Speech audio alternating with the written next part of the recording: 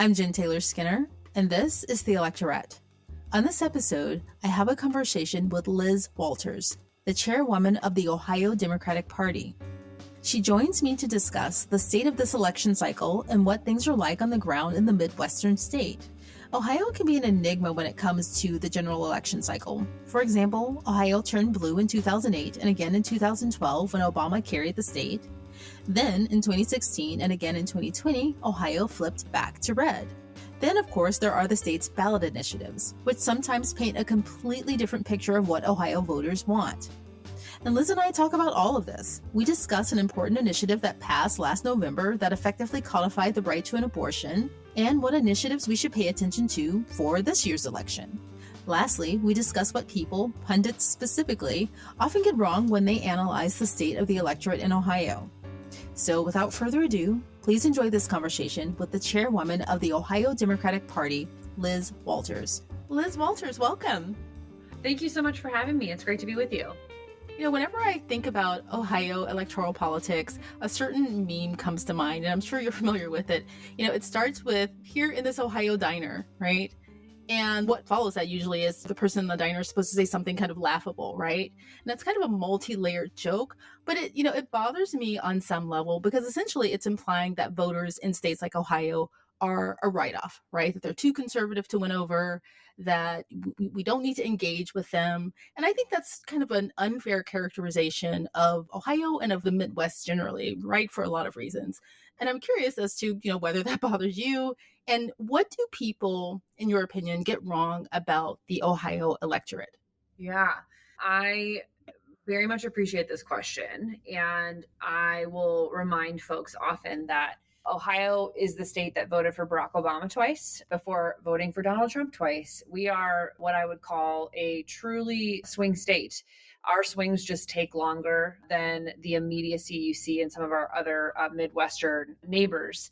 So I think the thing that folks get wrong about Ohio or frankly, any other state is that we often make the mistake of categorizing states into red states or blue states with very little definition in between. And I really believe that the reality is every state is one or two cycles away from something different. And it's all about organizing and understanding the data that your state has that you're experiencing and how you adapt your program and your strategies around the changing realities of the dynamics in your state. And what we know in Ohio is that, when we adapt, when we change our strategies, when we focus on not only the electorate we have, but on building the electorate we need to win, we can make really good things happen. So, while people tend to right now look at Ohio and pundits say, oh, it's a deeply red state, I just disagree with that. We are, you can't call us a red state when in a 90-day window, we voted for democracy, we enshrined abortion rights in our state constitution, and we legalized marijuana. Right. And we also happen to have the best U.S. senator in the country, the most progressive voice for workers in this country from here in Ohio representing us in Washington.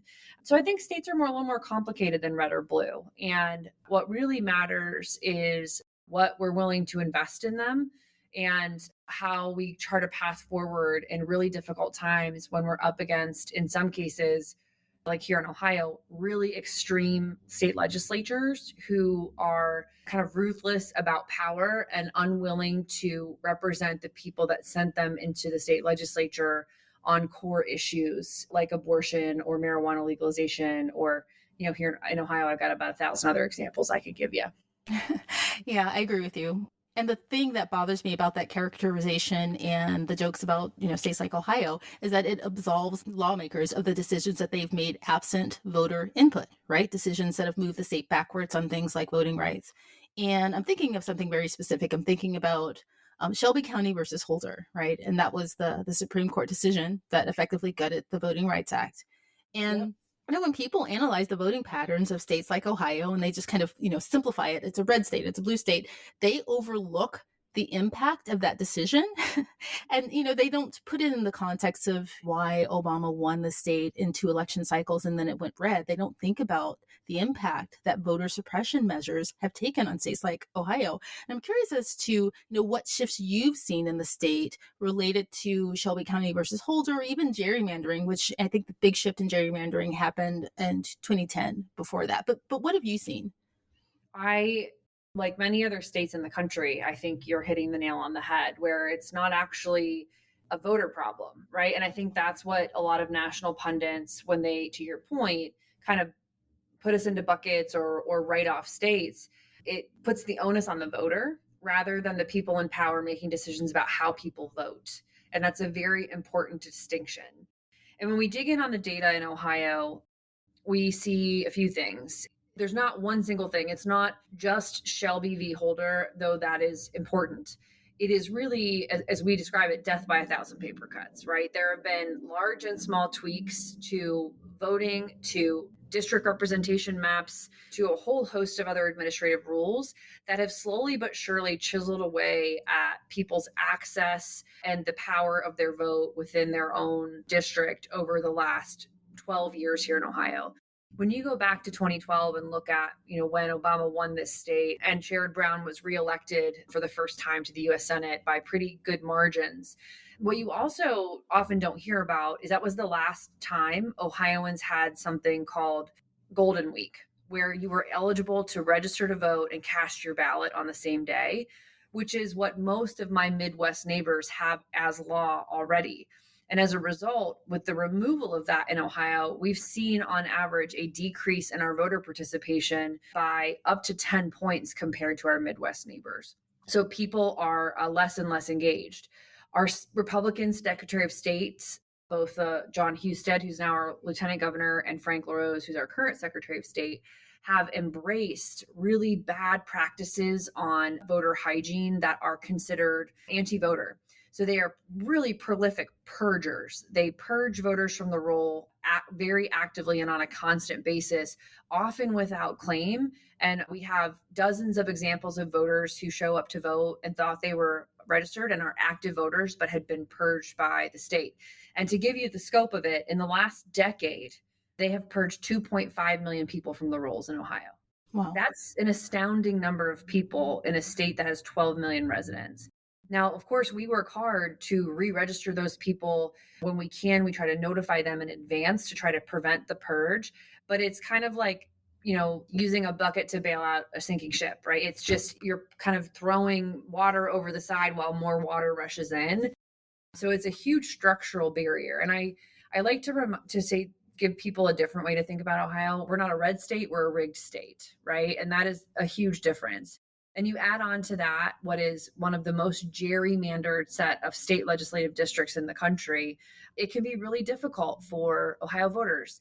75% of Ohio voters live in a state legislative district where the outcome is predetermined, right? Where it doesn't matter if they show up and vote in those races or not, because the representative will be a Republican, no matter how they vote.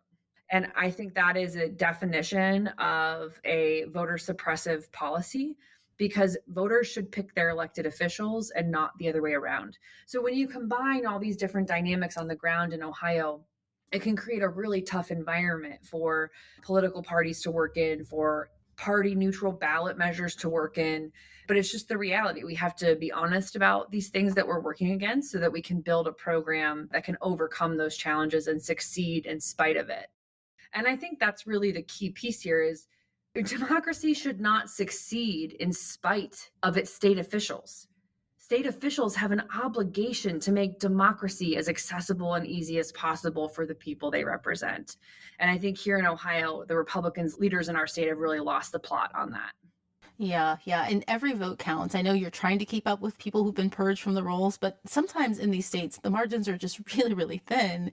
And, every vote counts, and I was just tweeting about this earlier today. I was thinking about the Voting Rights Act, and I was thinking about, gerrymandering and, Project Red Map, which happened in 2010. And I was thinking about Shelby County versus Holder and, a whole host of other things that have happened since Obama's election in 2008. I was thinking that Democrats for the past, 15 years, we've been kind of like fighting for our lives. And it's kind of amazing what we've been able to hold on to given that entire picture. Yes, I couldn't agree more. And I think it can be often be hard for folks around the country who are politically active or politically interested to really comprehend exactly what some of these things mean from a day to day on, like, to your point of how much success Democrats have had because of those barriers. But like, here's a really great example. In 2022, when we went through redistricting here in Ohio with new reforms that were supposed to help keep the process fair, our state Supreme Court, which was majority Republican at the time, threw out the state legislative maps 7 times and said they were unconstitutional. And eventually they just ran out the clock, right? So we ended up running candidates on a map that had been deemed unconstitutional 7 times. And they were waiting out the one Republican on the court who thought that their tactics were out of touch and not in line with the law, and waited until they had a court that they thought would rule in their favor, and then push through those unconstitutional maps through the court a second time. And when you think about that, of having to go through a legal process 7 times in one calendar year, we had to run a special election in August of 2022 just for state legislative primary because they couldn't meet their own self-imposed state deadlines to get the maps right. And when you actually play all of that out, one, it's horrible for voters, but two, it's horrible for taxpayers. We're spending millions of dollars to either hold up a broken system or to fight back against it through legal means or through kind of all these loopholes they try to create to allow themselves the ability to cheat the voters out of a free election. And it's pretty astounding. Yeah, I actually remember that. And this is why, again, back to the original question, why the joke bothers me is because, again, it absolves the people who are really responsible for this, and it puts the onus only on the voters, right? Yep. And wasn't there another Supreme Court decision, a state Supreme Court decision that was responsible for, or that made it easier to purge voters from the rolls recently? Yes, they've upheld the purge process through a couple of different cases over the last 5 years as we've challenged it. Another example, too, of the court here is in 2023, the governor signed another voting bill, or anti-voting bill, as we like to say, into law that had a numerous other parts to it. But two things it did was it banned August special elections because they didn't want to give the legislature the pathway to cheat as they had in 22, except that in 2023, we had another special election for the constitutional change that Republicans tried to take away the citizen-led ballot measure, which failed miserably, as you saw. But the bill also had a provision about photo ID. So it implemented photo ID requirements for voting in Ohio, but it carved out some pretty key parts of state issue IDs that would not be valid. So, for example, if you have a state issued college ID, photo ID, that does not count. You cannot vote with it. If you have a state issue photo veterans ID, that does not count. You cannot vote with it. But I can vote with my driver's license or literally my hunting license or my fishing license. It's at best illogical and at worst really contemptible effort to keep really important voices out of the electoral process here in Ohio. So was it last November that Ohio had the ballot initiative to effectively codify abortion? Was that last November? Yes, it was November of 2023.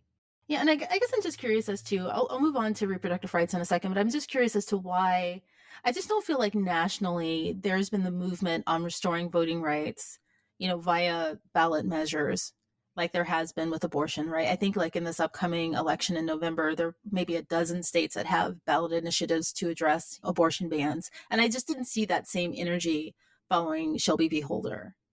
So it's interesting that you bring that up because we've been working on that in Ohio now for 3 years. And it's just, to your point, really flown under the media radar. So this year in Ohio, we just qualified for the ballot with another redistricting reform, one that hopefully gets it right this time. It's called Citizens, Not Politicians. And we are literally removing anybody in elected office from the act of drawing a map. Hopefully it's going to be successful this November. But the one thing that hasn't gotten any coverage is that at the same time we launched that initiative, we tried to get a voting rights ballot measure off the ground too, that would restore some of the thing. And we're not even creating new things. We're restoring voting rights, basically taking the voting rights environment back to 2012. in the environment we had for about 20 years leading up to all the changes that started in 2013. And the Republicans are actually fighting us harder on voting rights than they are on redistricting. So that initiative has been tied up in court since March of this year. So what it means is we didn't even get the language approved by the Attorney General in time to start gathering signatures this year, because he's fighting a whole bunch of things on the legislation, some of which he doesn't even have jurisdiction over. So he challenged even the title of the bill that we were putting out. We wanted to call it the Voter Bill of Rights. And he said that it was illegal to call it a Voter's Bill of Rights. And so he's taken us to court over the name of the bill. So that litigation is ongoing. We're not giving up on it. And we are hopeful that we will be able to have a very thoughtful and thorough debate on democracy and voting access here in Ohio in the very near future. And someone asked me a question the other day that I could not answer, and I'm curious as to whether you have an answer or not. So when you have a ballot initiative that's passed and it's used to expand abortion access or to codify abortion, and then you have some Supreme Court decision or some state Supreme Court decision that is counter to that, which one takes precedence, right? I mean, can your ballot measure be undone in some way? Unfortunately, it can. And that is why, as much as we, there's always kind of this push and pull in our movement between candidate elections and issue elections. And the answer is they both matter, because we can continue to go to the ballot with issues and be very successful, but we need leaders in office who respect the will of the voter. And we can't have one without the other. So we passed codified abortion rights in our state constitution last year by a 13-point margin. I knew we were going to win that fight. I did not, even I was surprised by the margin. It was amazing to see. And I think Ohioans spoke loudly and clearly about what they want. And by the spring of this year, the Ohio Attorney General, Dave Yost, announced that he thought there was a path through a judicial strategy to reinstate the 6-week ban alongside the amendment. So the amendment that we passed uses the phrase fetal viability. And we did that knowing that at some point we were going to have to define what that meant, but that if we put any dates in the bill, it might make it harder to help voters understand that specific part. So for Yost to come out and boldly claim that he thinks fetal viability is at 6 weeks is really just not tethered to reality, but two, I think a real indication that these guys just don't care what voters want. And they have an agenda to meet out, and they are going to pull the levers of government in whatever way they have to, even if it's corrupt, in order to really express their own personal views. And so that is why some of these you're seeing around the country that state Supreme Court races are getting more attention than ever. And here in Ohio, we currently have a 3-4 court, so 3 Democrats, 4 Republicans. And in 2024, we are the only state in the country that has the chance to flip our court. There are 2 Democratic incumbents running, and we have 1 open seat. And if we are successful in all 3 of those races, it will be a 4-3 Democratic majority on the court. But whoever wins those races will be the people, the 7 individuals who are going to decide, what does reproductive freedom mean in Ohio? What does workers' rights mean in Ohio? What do voting rights mean in Ohio? What do fair maps mean in Ohio? And so it's why these judicial races, or in some states, it's the Secretary of State or the Attorney General, they all have such an important role to play. And why we can't separate the issue fights from the candidate fights, because eventually they all meet somewhere. Yeah, sorry, I have to go back to something you just said, because I know that they don't know a lot about women's bodies. Yeah. However, I think he knows that 6 weeks is not is not the right measure for fetal viability. I mean, I think he must know that.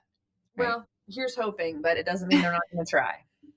Yeah. And so someone told me, and I was wondering if you could, validate this, is that, oftentimes with these ballot measures, the voters will vote one way on a ballot measure. Like they'll vote in a way, like, let's say, to codify abortion or to make, marijuana legal, right? Yet they'll still vote for a politician who has views that are counter to that, basically a conservative politician. So they'll have kind of the split ballot, right? Have you seen that? Yeah, 2022 is a perfect example, right? Roe fell in June, and in November, the state sent JD Vance to the Senate, who is one of the most out of touch human beings with extreme stances on women, on abortion rights, on reproductive rights that we see in the US Senate today. And we see that from his stance on the role of women in life. He's advocated that women stay in abusive marriages for the sake of their children. He does not believe in abortion in any case, no exceptions for life or the health of the mother or rape or incest. And he is avowedly someone who is working to or willing to and interested in considering federal prosecution for women who cross state lines on abortion. So the issue and the candidate don't always end up being connected. And I think it happens for a couple of reasons. One is investment, right? Ballot issues kind of tend to stand in their own space, and it's different types of money that move into ballot measures in terms of funders, and like the limits are different. And the national folks who engage in this, like Planned Parenthood or NARAL, have different abilities on ballot measures than they have on candidate races. So it's investment. But number two is it's ballot measures they're pretty, if they're done right, it's a pretty clear decision, and it's one decision point. Candidate races are often rarely about a single issue, right? And that is where sometimes these issues can be very powerful on their own. But when they're one of 3 or 5, or for some candidates, bless their heart, 10-point plans that they've got, it can lose their effectiveness or their power on the litany of other things that voters are using to make their decisions about their elected officials. Yeah, he is a tough nut to crack because Yeah. I was just talking to someone about him the other day. I can't remember what we were talking about. There's a lot to talk about in relation to JD Vance, but he's only been in the Senate since, I don't know, it's been like a year and a half. Yeah, 18 months. It hasn't been very long. And if you go back to some of his public interviews, his public posts, that people are kind of digging up following his, being added to the presidential ticket on the Republican side, people have made this assertion that like he's only become this person because he was running for vice president. He wanted to be on the ticket. But if you look back, he's had these views for a really long time. Like most of the really disturbing things he said about women happened well before he was in the Senate. And I don't know what to say. Is there anything to say about that, really? Yeah, I think you're hitting the nail on the head. I think that there's 2 facts about JD Vance that we know. Is one, he has always had extreme views about women, and particularly about the safety and health of women, and whether or not we're entitled to protect ourselves and make our own decisions. But number 2, you also see that he really is this political shapeshifter who is willing to kind of either wholesale change positions or kind of bend himself into a pretzel to adapt a perspective to be more palatable or adaptable to whoever he's around or whoever he's trying to curry favor with. And both of those realities make him very dangerous and unreliable for us as a leader in the Senate, let alone being a heartbeat away from the presidency. Yeah. So I'm not really sure if there's really more to say about that, but how is his legislative record? I mean, that pretty much aligns with the public image that he's had with Ohio. I mean, are Ohioans generally, I guess it's hard to measure, fine with him and how he's performed in the Senate? Well, I think you're hitting another important point about JD, which he has no legislative record because he's been in the Senate for 18 months and has co-sponsored exactly 1 bill because he's been so busy auditioning to be Trump's running mate. So Ohioans don't really have a lot to hold him up to judge. And that should be very concerning for all of us, that someone with so little experience and such a poor public record from a legislative standpoint, like he's gotten zeros from a lot of folks in their scorecards. The Ohio AFL and the National AFL-CIO have given him a 0 on his workers report card. For folks who care about their wages, their health care, their workplace protections, he's not your guy. And what we do know about him isn't good. And then there's a whole lot about him we don't know because he hasn't done anything with the great honor he's been gifted by the voters of Ohio to represent us in the U.S. Senate. Yeah. And, on that scant record that he has, and, he hasn't been in the public eye aside from his, tour with Oprah about his, book. Aside from that, we don't know who this person really is. And he is a heartbeat away from the presidency, if that ticket wins, right? And in this case, he's less than a heartbeat away because Trump isn't looking so great these days. Yeah. Yeah. So I should probably know this, but how did he even end up in Ohio? Do we know? Because he was in California, right? Yeah, man, that's a Silicon Valley Vance. He actually, I know that the governor Bashir used the great line, he ain't from here. Unfortunately, he is from here. He spent a lot of time, he grew up in Butler County, which is in Southwest Ohio. And he and his wife moved back here to Columbus right around the time he wrote his book. And it was assumed that he did plan to make some kind of go at running for office. Like that was kind of the plan. So they moved to Columbus. And then at some point in the space between his never Trump stance in 2016 to when he threw his hat in the ring to run for the Senate on the Republican ticket, he changed his whole worldview and moved his family to Cincinnati. And so that is they live down in that area. And he threw his hat in the primary in 2022 for the US Senate. And he was losing that race by a wide margin. He was in a distant third until two things happened. One, Peter Thiel, his Silicon Valley boss, put many, many millions of dollars into a super PAC to run commercials for him. And then two, Donald Trump endorsed him. After that, he won the primary in Ohio and then proceeded to be a pretty poor fundraiser and not run a very robust campaign. And in fact, on a candidate to candidate basis, so Tim Ryan outraced him 3-1, but Peter Thiel and Mitch McConnell bought him a US Senate seat. I hope they kept their receipt because I would ask for a refund if I was them, but we don't always have the same thoughts about things. Yeah, and then we left out the step where he grew the beard. That was a part of the whole Yeah. Yeah, actually, when you mentioned Cincinnati, I forgot to tell you that I actually went to college in Cincinnati. So Oh, no, where'd you go? University of Cincinnati. Yeah. Oh, great. How did you end up as a Bearcat? I went to the conservatory. Long story. I went to the music conservatory.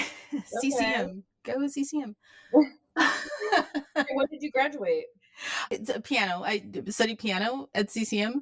I'm using the acronym. It's Cincinnati College Conservatory of Music. So yeah, so I'm very familiar with the state. Very cool. I have to ask, Skyline, Gold Star, or none of the above? Oh, geez. Skyline? Okay. Well, listen, I don't really understand the love people have for Cincinnati chili, but I always have to ask because people usually have a very strong opinion one way or the other. Yeah, I didn't have a strong opinion. I'm from Memphis originally. My heart is with, barbecue, Memphis barbecue. But that's way better than Cincinnati chili. I'm going to get in trouble for saying that on the record, but it's true. Yeah. So what other ballot initiatives does Ohio have coming up in November? I know there's one, you may have talked about this before, but the gerrymandering, and what should we look out for?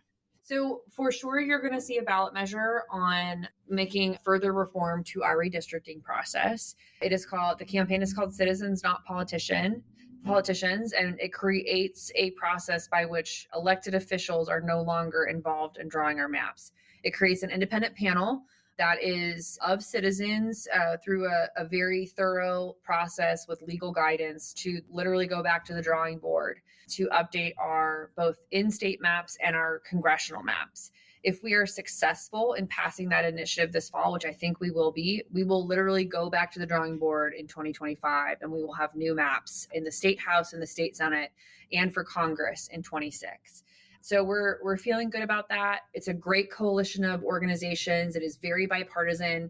The campaign is being chaired by the former Republican Supreme Court Chief Justice Maureen O'Connor, who was the lone Republican on the side of abiding by our Constitution in Ohio when our last fight played out in the court.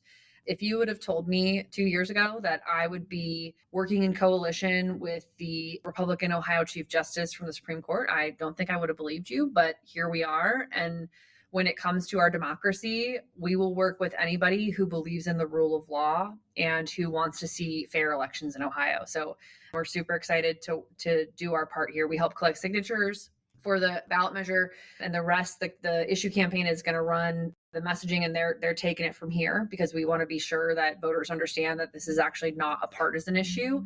This is an issue about our democracy, and anybody, whether you are Republican, Democratic, Libertarian, Independent, Green Party, we should all care about fair maps because it makes a difference for us for the future of our state.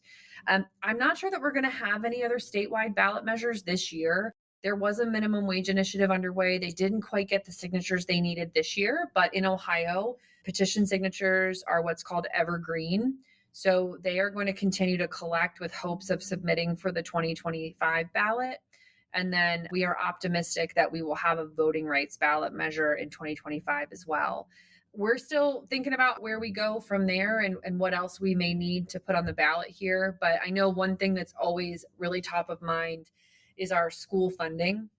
Most of your listeners probably don't know this, but in Ohio, the way we fund all of our local school districts is through property taxes.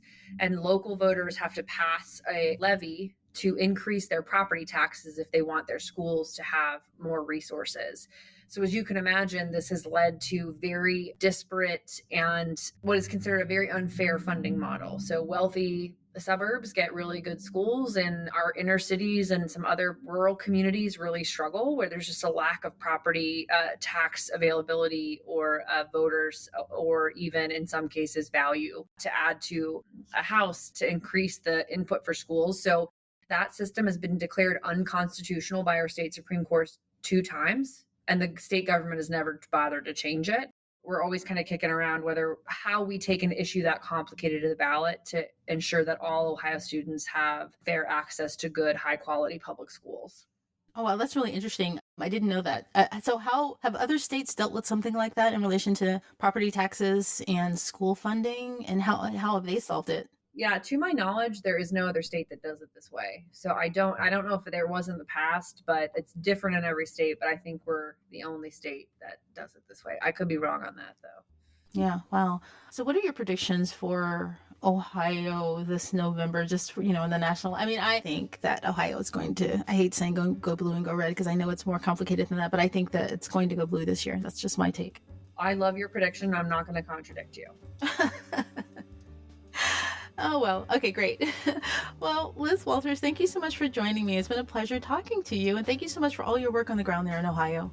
Thank you so very much, Jennifer, for having me. I really loved our conversation, and thanks for all you're doing to help people learn about elections in different states.